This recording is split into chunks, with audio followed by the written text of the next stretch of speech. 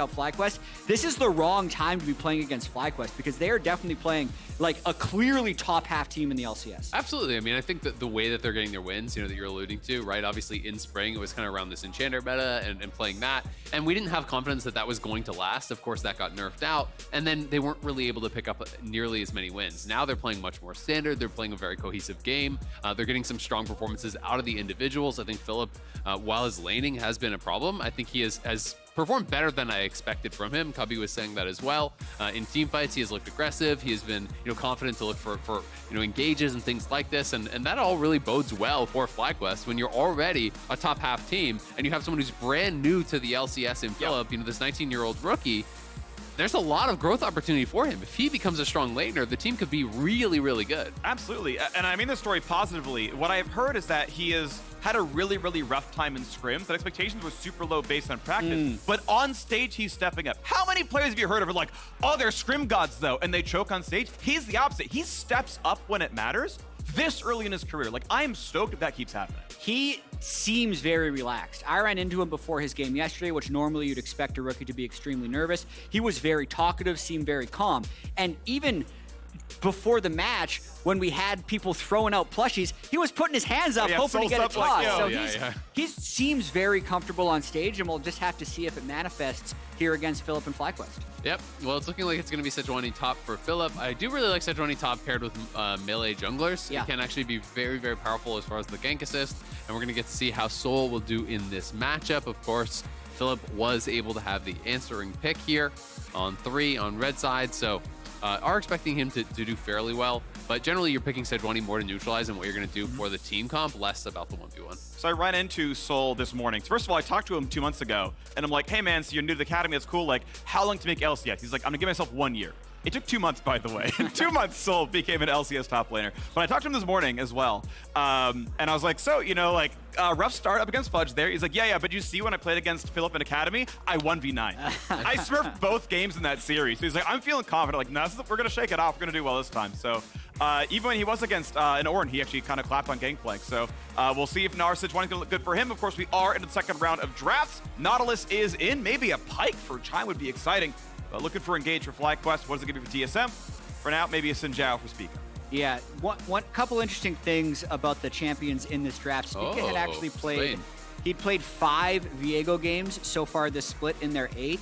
So that being taken away early by FlyQuest makes a lot of sense. And also, this is the first Gnar game of the year for Sol, including Academy. So in 29 stage games, he actually hadn't picked the Gnar, but in a discussion yesterday with Hooney, we were talking about how Gnar is actually just kind of re-emerging a lot in the meta and can be a safe blind. So TSM was just looking for a safe blind top laner is what it looks like.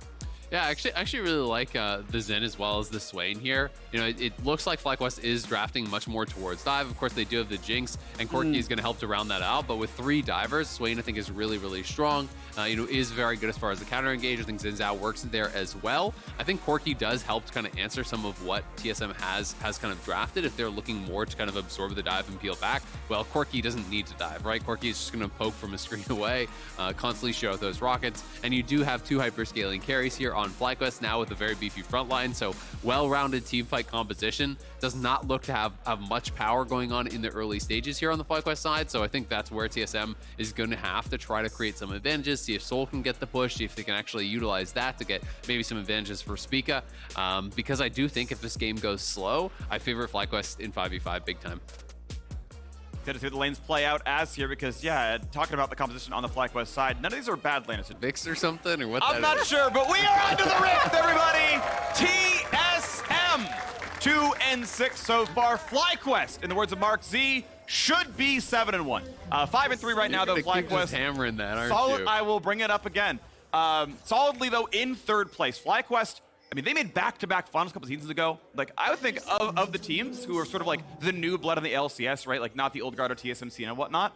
FlyQuest did a really, really good job of putting several incredibly strong rosters together. Yeah, and I think the reuniting of Aphromoo and Johnsun is starting to pay dividends for this team because especially in their wins against C9, they've had very dominant 2v2 performances. And also I feel like Jose has been able to be more involved and more on the same page with Aphromoo. So as I believe the oldest player in the LCS, Aphromoo still performing at a very high level and in lane, right? It's not like he's just this savvy old shot caller. They're still able to outplay in the early game, and that's something that's fairly true for FlyQuest in general. They are actually one of the best early game teams in the LCS, which is one of the reasons they have looked so strong so far in summer. And we can see they're not actually leashing, whereas TSM's bot lane is leashing. So I want to see what FlyQuest 2v2 is going to look with this. If they're actually just going to stay in the brush and try to cheese, try to look for an early hook, as TSM enters. There doesn't look like they're hitting the wave based on the minimap. So yeah, I think they're actually going to wait for TSM to walk in and look for a level 1 hook here and try to get a really good trade,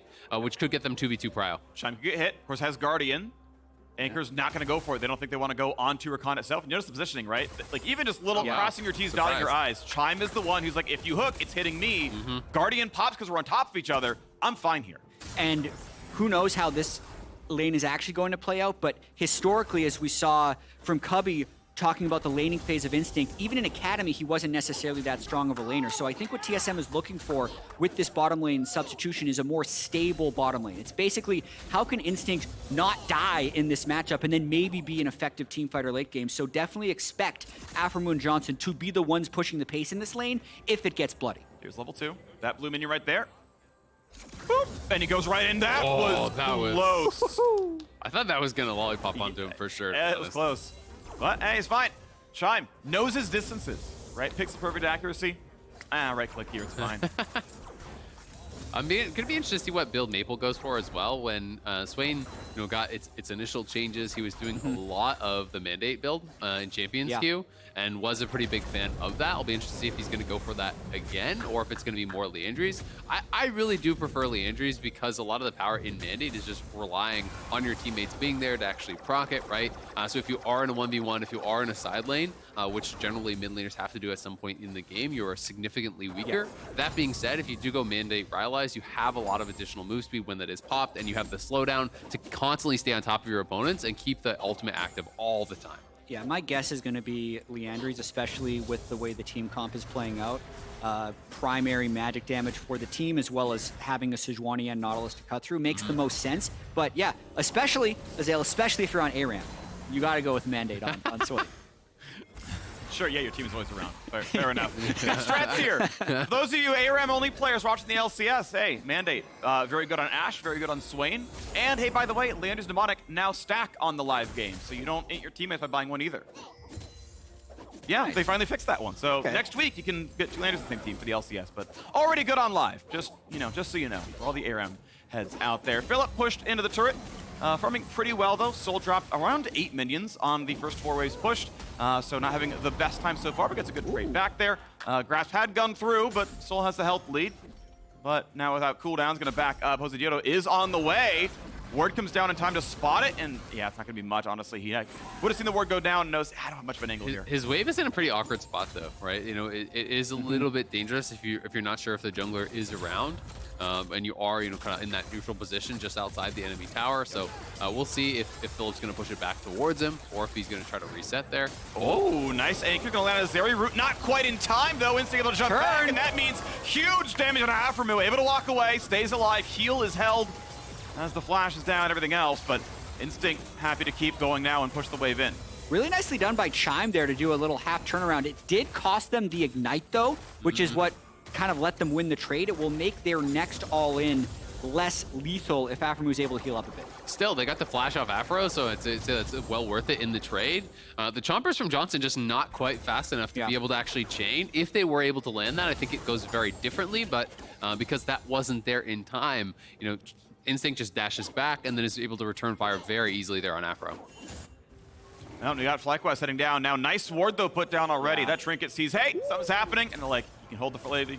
Wow, interesting. They're not going to build a freeze here. They're going to clear the wave out as Instinct walks away and looks for a recall, probably. Yeah. I want to see if they try and push this wave and quickly sneak in for Dragon. One of the ways FlyQuest has been able to get these early game advantages on teams is they start Dragon stacking very early. That might have been a window to take one, but it would have really messed up the wave. So they're making sure that Johnsun can get his farm, get his item, and probably reset. And I think Dragon's going to wait for later. Yep, looks like he is going to reset. We can see that Chime is just heading out towards mid, potential roam here. And it is, in fact, going to be the Mandate build here for Swain. So he's going going for it again. This has been mostly what I've seen Maple build. You know, he plays a lot of champion skew, and pretty much every time I see him playing Swain, he goes for it. So it is interesting, but it seems to be, you know, his preference. Yeah. And we'll see if that can work out for him. You know, I am definitely expecting him to go Rylai's second with this. I'm actually more of a fan of Rylai's first into Mandate second if you're going to go for this type of build, because I do think it gives you more of kind of the solo lane power. Oh, yeah. But of course, Mandate at least gives you a little bit of mana regen, and that can be useful for lane. Yeah, well, we are into this one. As far as I can tell, anecdotally, people have mostly gotten off the Mandate build. I see the most Swains I see are doing Leandry builds. For sure. But yeah, he's about the teamfight version. Maple thing, though. Yeah, and hey, look, it's not bad necessarily, but I think in the average game it underperforms. So we'll see if it gets the right game state for Mandate to work well for him. Instinct back in the lane. Noon Quiver, always the power spike you want on an AD carry. If you're farming well, you'll get that before mid lane is at 6. So again, if you're farming well, you can like get away before TF6 or, you know, a Swain Norm or whatever. So has Noon Quiver, feels pretty solid there. Not quite the components there for Johnsun. Yeah, on the Mandate question, Phreak, I'm looking at our favorite site, Lolesports here. Yeah. I got Leandry's is built about 5 times as much as Mandate, but the win rates are within 1%. Scroll down to the first item win rate, not mythic win rate. Because a lot of Mandate builds are Rylai's Mandate, and that's going to change. It's 2% different as a first item. Yeah. But Rylai's first would be 54, which is slightly above Leandry. Yeah, so I like Rylai's can see actually quite a bit on Swain. To me, when they're that close, it makes it conditional based on your team confidence. I like Rylai's first builds, right? To Azael's point, and I think, you know, in that world, you can look pretty solid. But yeah, Mandate first for solo queue underperforms. Pro is a different beast, obviously. And so we'll see how it plays out. Ultimately, at the end of the day, obviously solo queue data does not always apply one-to-one to pro, but it's a good jumping off point for anyone out there who's like, I want to do analytics. Like, you get a good inspiration, and then you kind of go from there.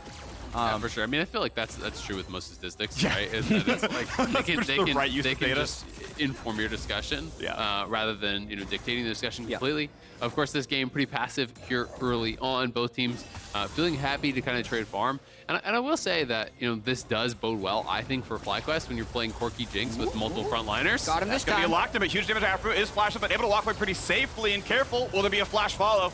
No, not going to be in range. Everyone jumps away in time. JoseDeodo cannot land that stun, and it will be walked away again. Heal burned by Johnsun.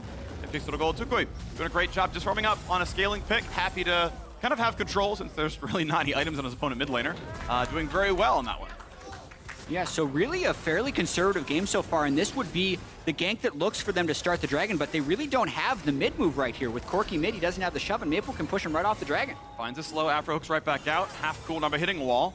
That control ward's still not cleared out, so Instinct and Chime are on vision. I'm not sure they even saw them jump over. This could be danger. Here we're gonna go. Nice sidestep. Instinct in range to jump the wall. Gonna stay alive. And nicely done by TSM. The bot lane and Maple push FlyQuest off the dragon while Spica is actually taking the Herald on top side, so they deny the ability for FlyQuest to actually get the cross-map trade.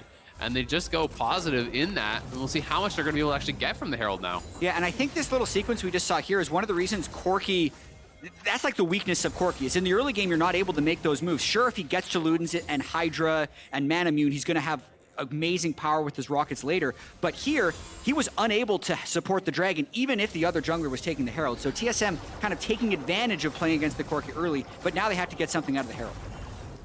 Of course, first package, I believe, spawns at 10 minutes, so there's no way to use the sort of true Corki ultimate in that situation. No, it's definitely yours. Get off. But, you know, in 30 seconds, he can take his recall, he can TP if he wants to, or just walk with the increased move speed of package, and we may see FlyQuest go for their early dragon here. But yes, TSM poised to take a small gold lead.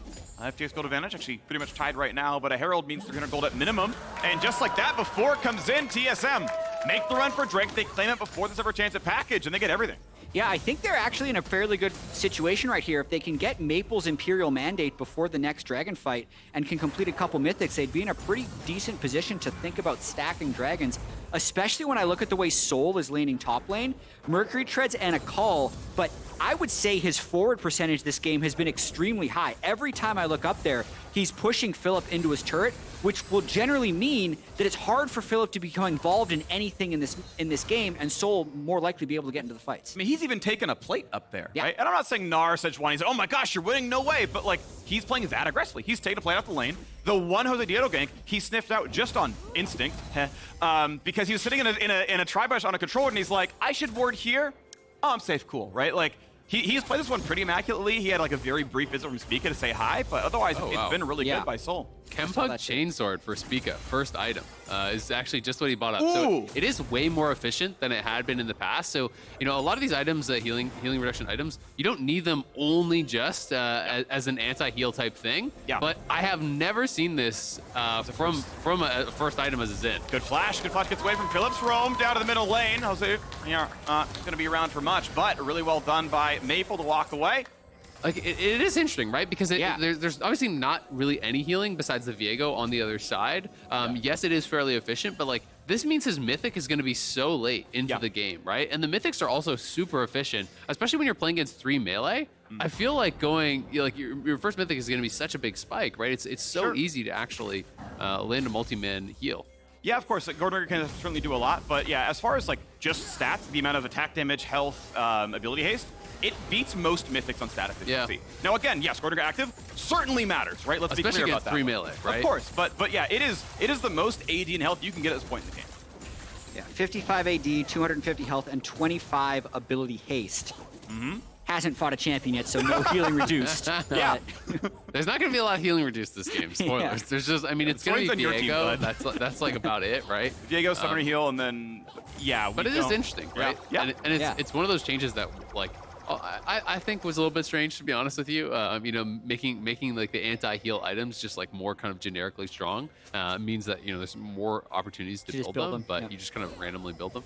Yep. But looking towards top side, the tower has Playing been through chunked down. Soul. Second plate about to fall here, and the Herald is going to come out, so they're going to get it down. They won't be able to finish it, but it'll be down to 1 plate. Looks pretty good here. So Soul's going to get his half credit, another 160 onto him. Really, really well done there. And yeah, he's just happily winning his lane up there. He told me early this morning, it's like, yeah, man, I 1v9 when I fought against FlyQuest when I fought Philip before he went up to the main team. So try and do it again there.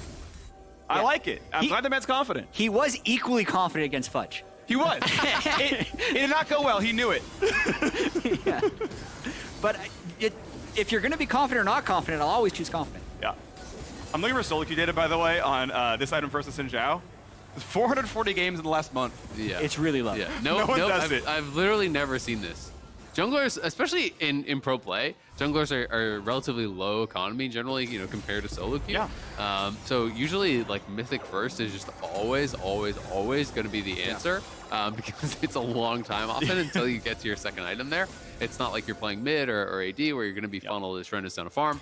But Instinct in the area, they're going to find this play. That's Aphromoo knocked up. That's got to be first blood. And it's claimed the Punk Chainsword is undefeated at first blood. Yeah, actually the 7th game out of 9 games, TSM has been able to get first blood as well. And they're in a very powerful position right now in the game. So not only did they pick up the first blood, looking at the top lane, they have teleport advantage on Gnar versus Sejuani, and it's about to become unleashed in about 5 seconds. So the second dragon is also going to be very takeable by TSM. That's going to be exciting. Maple continues to do battle with toucouille up in the middle lane. Teleports indeed do convert now at 14 minutes in, and it's going to be the wave clear. This is pretty much the timing, right? Clear the wave with 4 seconds to go. Recall, take package, walk down. That's the basic Corki timing. T-minus 1 minute, clear the wave, go. But we get some little time for Philip. No plates left on the turret, but does get some damage there. And Soul will take his farm and look for his teleport play. And with Philip having the push, he could theoretically just move towards bot, but that would mean giving up your first tower top. So I don't really know that it's worth it. We can see this one more time. Instinct was in the pit. The Zeri laser slows down Aphro. In goes Chime. And as soon as he gets hit by the knockup from Chime, Aphro knows he's dead. No use using the flash there. And really good. Gets the charm as well on JoseDeodo, but far enough away, it's not going to be a problem. Bot lane is being pressured. Nice attempt by Maple to help out, but they're all going to be able to sidestep it. Here comes Spica, though. Yeah, Instinct feeling safe again. They know, hold on, he's stepping up because he's got a teammate. Indeed, Spica is on that ward. Dragon is up. Corki should have package. Indeed, does. I mean, Soul can teleport into this if they can buy a little bit of time. But he won't have any Mega. His Mega actually just expired, so it's not really that threatening. We'll see if they want us to look for it. He is in base. They get toucouille to package away to safety. And that means TSM own it because, honestly, it was smart by Soul. He hit the recall. So Philip's like, look, I can't stop him. He's in base. He can always TP 5v4. And they're like, yeah, you're right. We don't want to take that play. Maybe they made the teleport, maybe something, but FlyQuest going to have to give their third straight objective. It is interesting, right? Because in that situation, I feel like maybe it's even worth Philip using his ulti to just stop the recall if they're that concerned about it. Package is such a power point that, taking that dragon, stopping any potential stack towards Soul would have been a pretty big deal. But TSM are going to grab that second dragon. Going to be feeling pretty good about it. And Soul does hold on to the TP anyway, so not even going to be able to force that out. And I got to say now, 15, 60 minutes into the game, TSM up 1,000 gold, 2 Drakes. You will say, like, the scaling of the Corki Sejuani probably a little bit better than what TSM has to offer, but just the style that we're seeing out of TSM right now, much more conservative than we've seen in the past. They've overstepped in a lot of the losses they have. Now it looks like they're trying to push the tempo a little bit by forcing this Rift Herald, but it should just be able to be taken since FlyQuest took the bottom turret with their tempo. Chime is a flank angle. He does not have flash, but he has ult. He's going to walk right in the front line. Be careful, buddy. Lands a double charm, just back to his team, and he's going to even get the next target as well. So Sejuani going to be the attack. Chime barely alive, ignited, but shouldn't die just yet. And now here comes Swain. Does Maple get his way in? Does he find the help with the teammates? Nice shot onto the back. And Maple has to run an early stopwatch. This is a lot of danger. He's going to find another stun, but he's still pretty tanky. Fill up low on help, but no one's around to deal any more damage. So it will be Herald claimed by FlyQuest. JoseDeodo pops the eye, gets it. No casualties. Yeah, good for TSM. A little bit surprised that FlyQuest actually tried to force that hard into the Swain. You know, Aphro flash ulting after the missed hook onto an ulted Swain there. You know, not allowing the ult to even reset. They do get the stopwatch at the very least, but you know, TSM obviously playing kind of like a more reserved game, as you were saying. But I also think it's partially because FlyQuest just seems happy to just scale, right? Yeah. Like, they're not really forcing anything at all either. You know, both teams are just kind of sitting back. TSM has won out in the small little skirmishes around objectives to get advantages there. But you know, for now, I think FlyQuest's read is that we wait for the the tier to finish stacking. We get the Ludens on Corki, we get 2-3 items on Jinx, and then we're just gonna win. Whether or not that's right, we'll have to actually see. Some more interesting builds coming out. Spica looks like he's going towards a tank mythic, so it's not going to be a bruiser mythic. I'm expecting it to just be Sunfire. Sunfire seems really strong these days, and after the buffs to HP on the tank mythics, a lot more people are kind of mixing them in. Even some like the AP bruiser builds that Kobe likes talking about a lot. You know, things like Shyvana, you can do Demonic plus Sunfire, and this is maybe kind of the evolution of that a little bit here. Chempunk plus what I'm assuming is going to be a Sunfire, but it could be a different option as well. Yeah, I feel like there's reasons for all three. I think Iceborne is the most awkward. Iceborne seems weird because you already have a slow on your W and stuff. E-auto is already a slow. The AoE can kind of matter. Chempunk, or sorry, just going the full chem synergy makes sense just to get in range to play the combo. And if you're just going for like full damage, like Sunfire just really is quite strong. But yeah, has looked good. Looking for a play now. A little bit of the slow, and Spica walks right back in, takes the trade for a bit, gets away from the hook. Aphromoo gonna go for the ulti itself, and Spica gonna take his own ult for safety. Hopefully not pushed out because TB comes in. Right there for the double stun, and Sol sets up a duo. That's gonna be Johnsun running away as well. 3 kills now on the board for Spica. Oh, the TV timing there from Sol was perfect. Coming in as Mega, gets the 2-man Mega Gnar into the wall. They pick up both the kills. TSM opening up a pretty big lead at this point now, 2K up here. A minute 30 until the next dragon. Maple's gonna take down this top lane tower for sure as well. So the gold lead gonna extend, and TSM likely to hit 2 items on a lot of their carries here before this next dragon fight, which is gonna be a really big deal. Huge momentum swinger, and again, the kind of the space that Sol has since he's been able to win this matchup so handily is what unlocks that. That spot on the map has actually just been a death zone for TSM this year. If we think about the game they lost to EG, that was the 5-0 fight that ended up losing them the game entirely. So some really bad memories in that zone, but able to come out here. Like the start of this actually looks pretty haphazard, right? Like Chime just bails, Spica's doing everything he can to get out, but then they're like, oh, actually, we have Mega Gnar, no one can interrupt this teleport. Time to switch the buttons.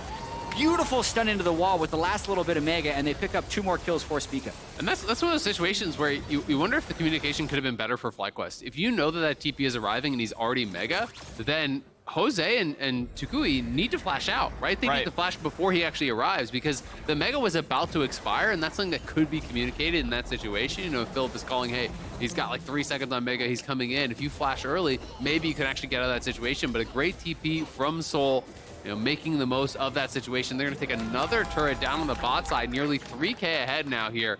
We'll see if FlyQuest is going to actually try to challenge. Package picked up right now by toucouille. You can see him on the mini-map coming out very quickly. So FlyQuest is intending to challenge, and they do have their 2-item spike here in the mid laner. They're so down in multiple other items, though. Zeri has 2 items, Xin has 2 items. Let's see if Package makes a difference. It doesn't look like they want to give it away. They're at least going to poke. Mini Gnar, though, just transformed back down, and Sol has not been able to shop with the money he got from the bottom turret. So there's plenty of gold in pocket that cannot be spent. Of course, the teleport is down here for the young Canadian. But we've got a 3,000 gold lead otherwise. And as you mentioned, the items are there. That's the important part to actually measure. Package How much time will you buy before it times out? You got a little bit here. Chime goes for the charm, gets one, looks for a second, double knock there, and they're gonna dive right on. No way out for Johnsun. He'll drop. Spica's on a rampage now, 4 kills in a row. Maple knocks down toucouille, package or not, it does not matter. And he goes in for a bit more. Ulti to save there, JoseDeodo, a flash to follow. Maple finds another. Spica's on for 6. He's gonna keep on going as he gets number 7. KW will not quite land, and someone else will find that kill, but the Drake will certainly be claimed. Soul comes in. Hello and welcome to the LCS in your second game. You're the difference maker. TSM 7-0. 7 kills to 0, 3 Drakes to 0. This is a completely different result than basically everyone was expecting coming into this FlyQuest game. Speak of 5 kills now on the Xin, way ahead of the pace of the game here. Maple was on his 2-item spike as well with the Mandate plus the Rylai's. 2 items were in there for Instinct. The biggest difference felt like just no sums available on Johnsun, though. And Chime just has a great flanking angle here, right in from the bot side. Spica comes in. There's no flash available, so Johnsun has no way out here. Chime even going to be able to escape. And with Johnsun down, toucouille tries to go for the hero play, package straight in, but he just gets erased by Instinct and Maple, and there's no damage left in the comp. Yeah, looking back at this fight, I think FlyQuest definitely had some mixed ideas. Philip trying to one-shot the Rakan doesn't do much. He needed to use his Sejuani ultimate on the bulk of TSM so that then they could buy time for Johnsun to solo, but they just got completely spread out. toucouille goes one way, while the Sej goes the other, and that's the reaction from them. They know this game is now almost out of reach. And that is the danger when you're playing this style of composition. When you have 2 carries, like 2 damage sources here, you've got to protect them. And if they're not enabled in the fight, you are really, really low on damage very, very quickly. And with Johnsun going down, and maybe they shouldn't have even fought without having flash on him. As soon as Chime had that flanking angle, that really was the difference maker. Now they are so far down, they can't really afford to continue playing slow, because if you give over the Hextech Soul, that is a huge advantage there for TSM. Also want to give some credit to Chime. We've done a lot of talk about Soul, but this guy has definitely had a journey. He spent a lot of time on Golden Guardians Academy, actually played Golden Guardians LCS in the summer of 2021, only to go back to Academy this year. Had a rough start to Academy Summer, but found this opportunity on TSM and trying to make the most of it. I'd say this game on Rakan, he has had very good engages, played a good defensive lane, waiting for his team to be lined up, and right there was the starter of the fight that may have broken open the game. So far, so good. TSM looking to find their 3rd win. As, Chime's engaged them good. Soul has, remained in control, and obviously, we can kind of list everyone who's made good plays, right? TSM handled a lot of the pressure on the bottom lane. It has been a solid game, and it's cool to see with 3 new players stepping up, many of them just hard rookies, actually stepping up very well against a team that has demonstrated excellence. Like, we know FlyQuest are actually a good team in the LCS. This is not a fluke 5-3. They are a very good team in 3rd place right now, and TSM, they got clapped by Cloud9. Okay, sure, Fudge, put a cannon up in top lane, but bouncing back after that game and stepping up to a very good one is impressive to see. Absolutely. And for FlyQuest side, you wonder if they're just not kind of giving enough respect over to TSM, right? They're drafting what is kind of like a very passive comp. They're playing an extremely passive game, and maybe just expecting that they're going to run over TSM in the team fight stage, but has not been the case whatsoever. Now Zhonya's even coming through. The item completions are just being pretty massive, and when you're looking at the gold advantage on the top side of the map, it's a good 2K up in both top and jungle. Like, that is where most of the advantage is. So the carries, toucouille and Johnsun are not that far behind, but their top side is so far down. So FlyQuest, if they can take fights where Spica and Soul aren't involved, then that could go okay, but they're going to continue looking for it. He's going to burn it early. He tried to predict the Mega Gnar, and he waited it out. So well done by Soul. Times it out. Knocked in the wall, and Baron, as you mentioned, should be a pretty obvious call. No jungler to steal it. I think FlyQuest will definitely try and contest this. It's a question of how many missiles can Corki land. I think FlyQuest is going to try and make a fight out of this. They teleport into Sejuani as well. Maple's behind them. Like, this is impossible. If you go in and Maple comes in behind, so they're going to try to turn on Maple here. You get the ult out early. Yep, and Mythic doesn't do much in a 1-versus-1, so as long as you can get Philip out of range, this will eventually time it. You see the bar ticking down. Chime has a good position, though. And the ulti ends, but No one is around for the steal. It's a Baron claim. Maple bought enough time, and Chime does find his first little bit. Johnsun, he's slowed by the house. He's still gonna be able to flash just to safety. Staying alive, but he's summonerless. That's so huge, though, because 40 seconds before the Dragon Soul, again, you're going to have a Jinx with no summoner spells to protect himself. And, I mean, I can just imagine this fight. Spica just flashes in and tries to 1v1 him. I don't know how FlyQuest can contest this Drake and realistically expect to win. Absolutely. I mean, Chime has flash, Spica has flash, Soul is going to have flash, right? That is a dead Johnsun. It just hasn't updated on the screen yet. That is a tough one to actually try to fight out. But TSM had a great setup for the Baron, right? Yeah. They have Maple answering mid. You can't actually give the flank to the Swain or he'll get a race, so they try to turn on him, but that buys so much time, and Chime is behind them as well. Gotta get something. toucouille does have package, so that's something working for them. If he can land a tremendous amount of poke, maybe they have a chance, but it's going to be all about Johnsun. They just gotta go, I think. If they try and fight early, that's their best chance.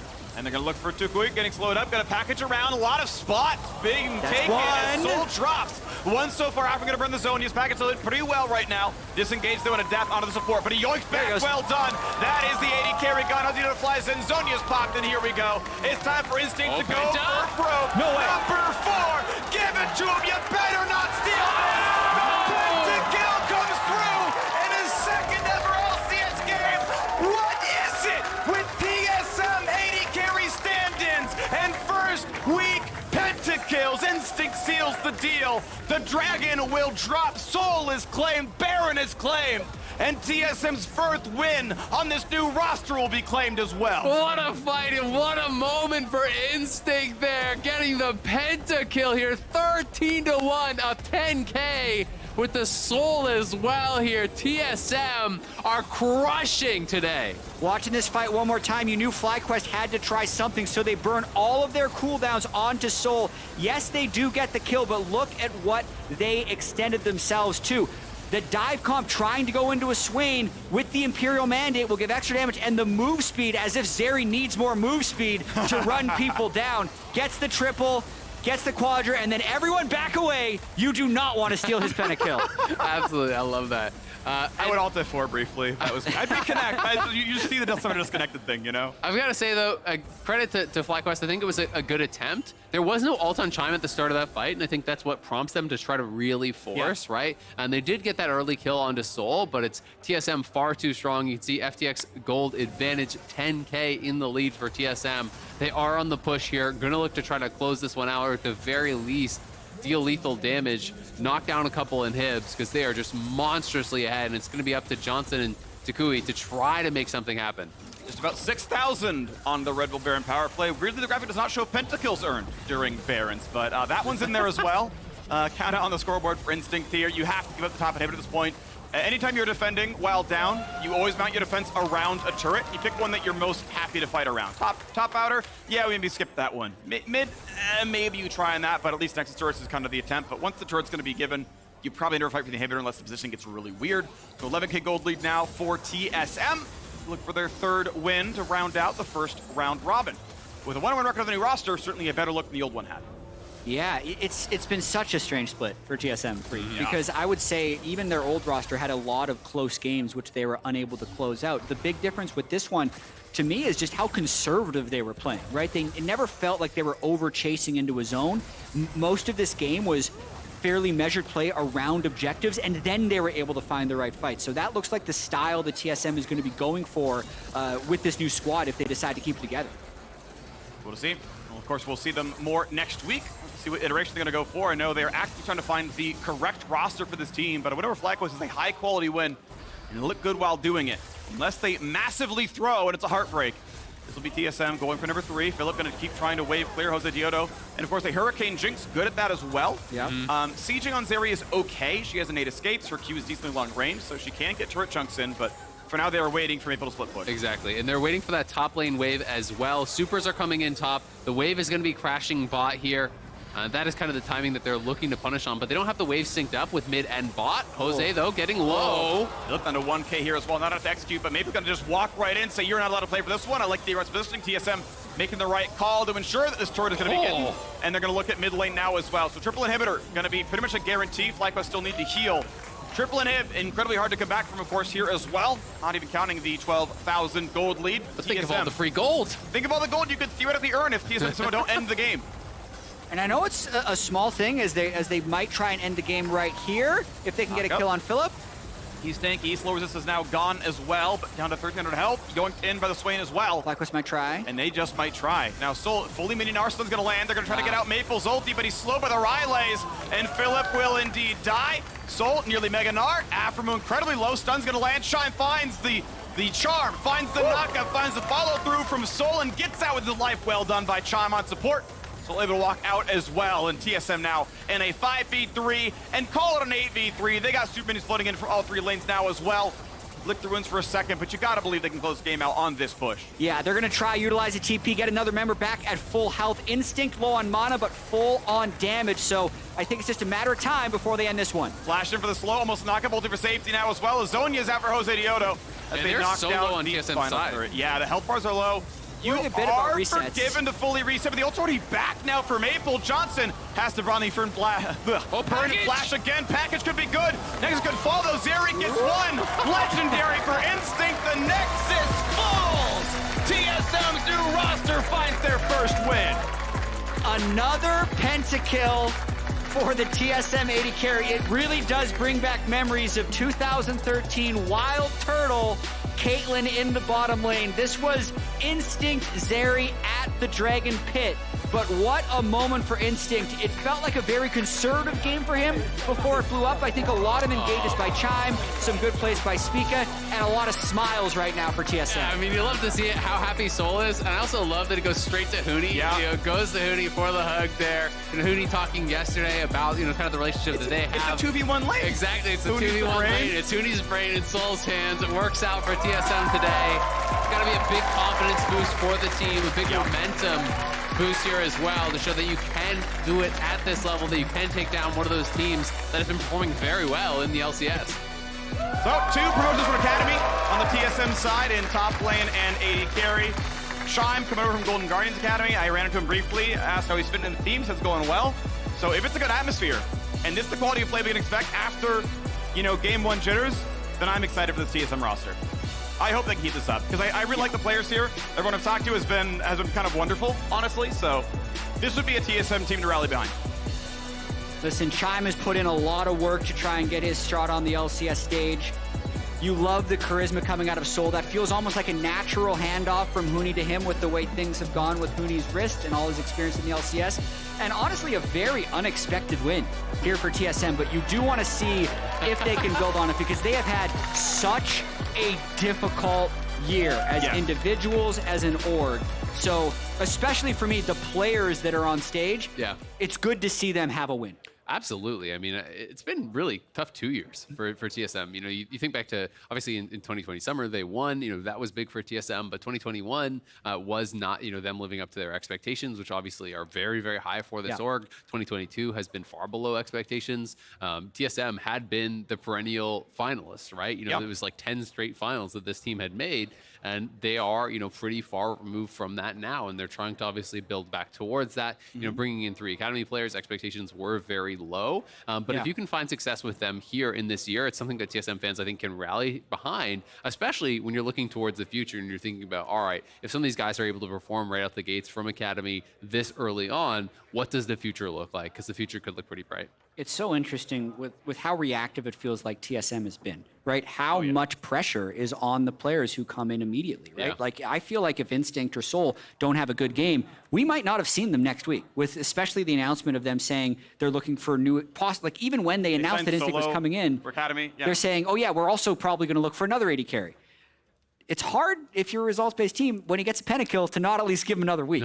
So that's a really good sign for these new guys on TSM. All right, well, we will see more of TSM and, of course, FlyQuest as well next week. But now we are joining the Tigers with both Sol and